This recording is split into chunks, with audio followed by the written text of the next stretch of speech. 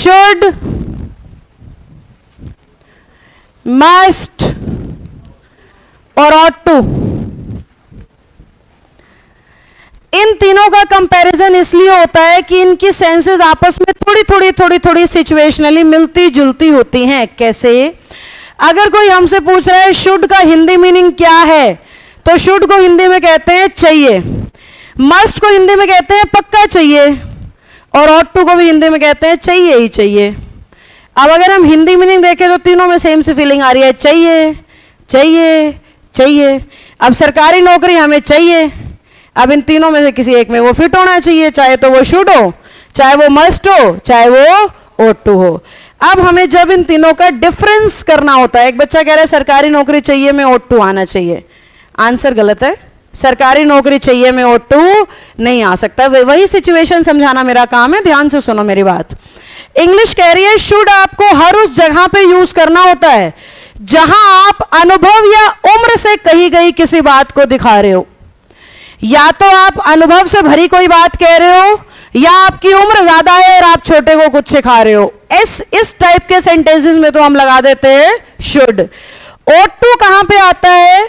जब हम नैतिकता, मोरालिटी से रिलेटेड कोई चीज किसी को समझा रहे होते हैं। मोरल वैल्यूज समझते हो? मोरालिटी, नैतिकता, जिसको समाज कहता है सही या गलत, they are your moral values. तो मोरल वैल्यू अगर दिखानी है तो लगता है ought to। अगर अनुभव या उम्र की मदद से कोई बात कहनी है तो लगता है शुड।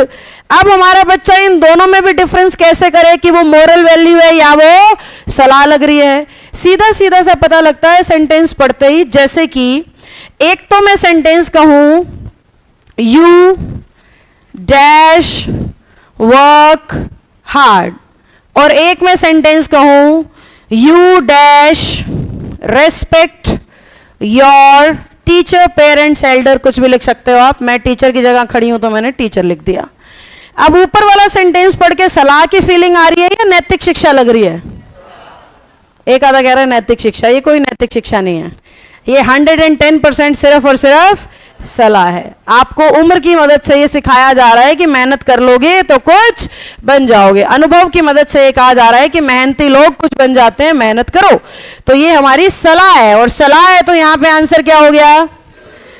जबकि नीचे वाले सेंटेंस में हमें सलाह नहीं दे रहे, ऐसा हमें करना ही चाहिए। माँ बाप की इज्जत करनी ही चाहिए, अपने से बड़ों का सम्मान करना ही। इट इज नॉट अनुभव की वजह से हम आपको सलाह दे रहे हैं, ये आपका धर्म कर्म कुछ कह लो वो बनता है। और इस तरह की फीलिंग देने वाले शब्दों में हमारा आंसर क्या होता है? ought to।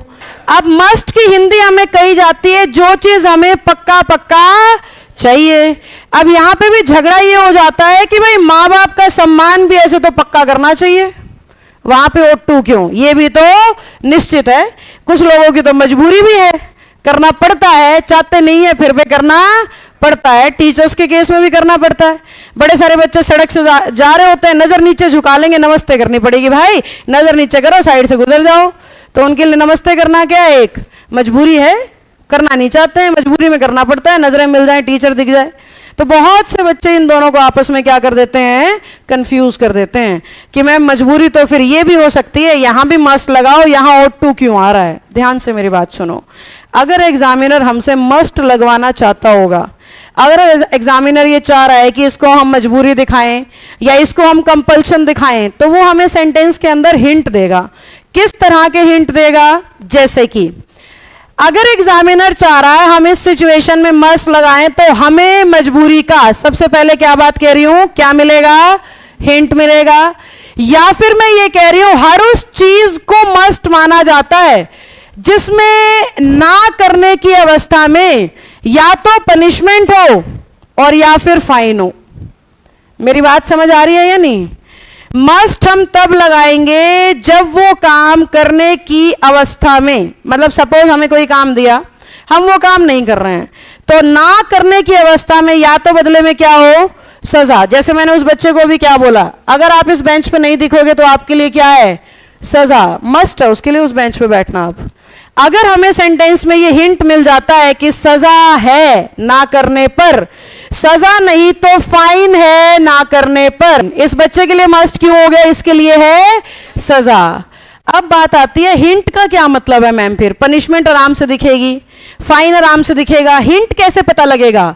हिंट का मतलब है उसने कह दिया इफ यू हैव स्टमक एक, क्या है आपके पेट में दर्द है, you dash not eat burger.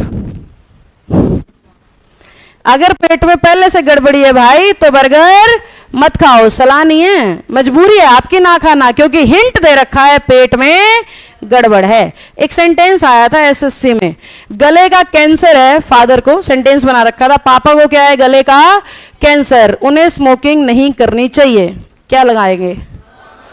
तो हिंट दे रहा है ना वो, गले का कैंसर बोल के उसने क्या दिया हमें, हिंट दिया है कि मजबूरी है भाई, आप कर ही नहीं सकते हो। तो आपको अपना सेंटेंस समझ में आना चाहिए बेटा। अनुभव दिखाए तो आंसर शुड, नैतिकता दिखाए तो आंसर ought to, और जहां भी मजबूरी दिखाए, मजबूरी कैसे दिखेगी, 3 तरीके से, या तो हिंट से, समझ गए हिंट का मतलब, फाइन से, या फिर पनिशमेंट से। एक लाइन आप बचपन से सुनते आ रहे हो, you must follow the traffic rules, कभी इसमें शुड सुना है? नहीं तो ये तो नैतिकता भी हो सकती है भाई। शुड क्यों नहीं है इसमें, मस्ट ought to क्यों नहीं है इसमें, क्योंकि चालान भी है और जेल भी है। ना मानने की अवस्था में चालान कटता है, चालान ना भरने की अवस्था में जेल का भी प्रावधान है, कॉन्स्टिट्यूशन में आप पढ़ते होंगे।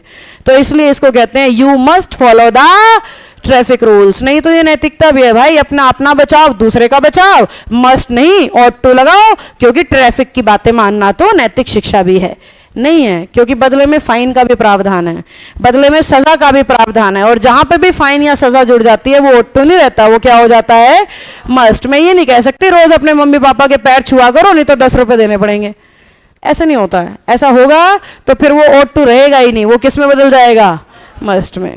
क्या हमें बातें समझ आ गई?